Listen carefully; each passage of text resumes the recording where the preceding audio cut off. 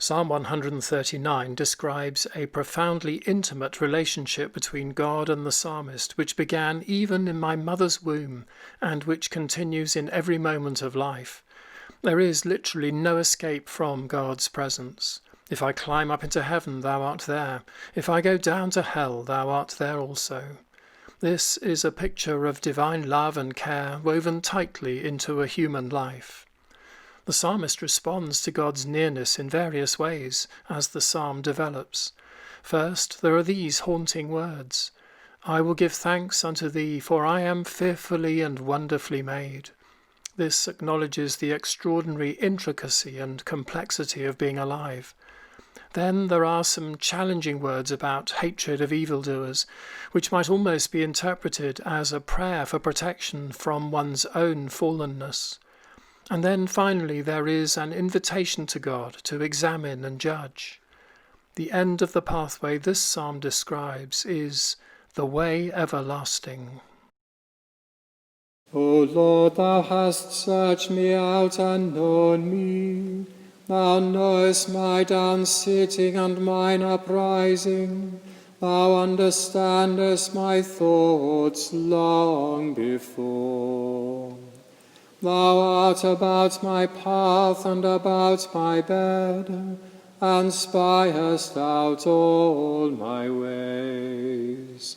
For lo, there is not a word in my tongue, but thou, O Lord, knowest it altogether.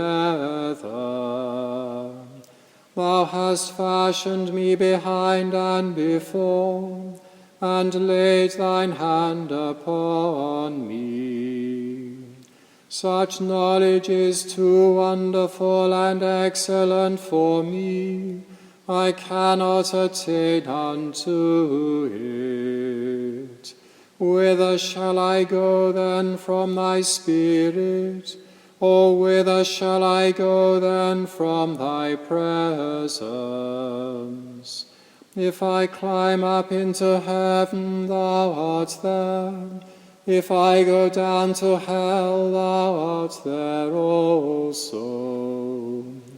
If I take the wings of the morning, and remain in the uttermost parts of the sea, even there also shall thy hand lead me, and thy right hand shall hold me. If I say, peradventure the darkness shall cover me, then shall my night be turned to day. Yea, the darkness is no darkness with thee, but the night is as clear as the day. The darkness and light to thee are both alike. For my reins are thine, thou hast covered me in my mother's womb. I will give thanks unto thee, for I am fearfully and wonderfully made.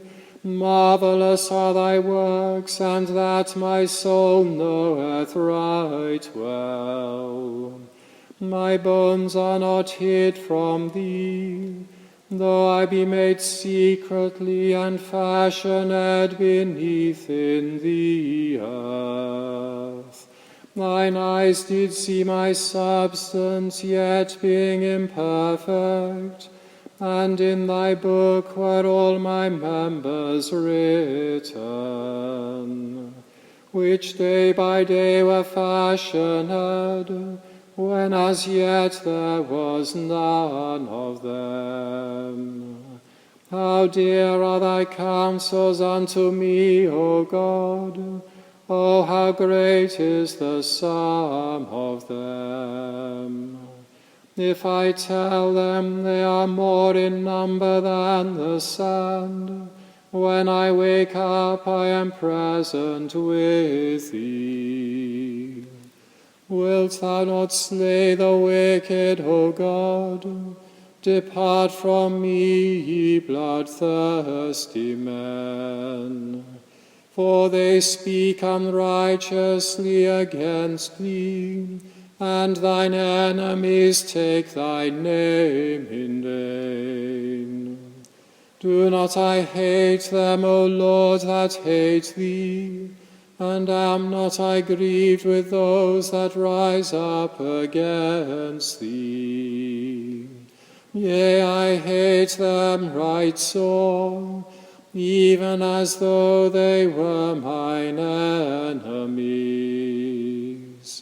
Try me, O God, and seek the ground of my heart. Prove me and examine my thoughts. Look well if there be any way of wickedness in me, and lead me in the way everlasting.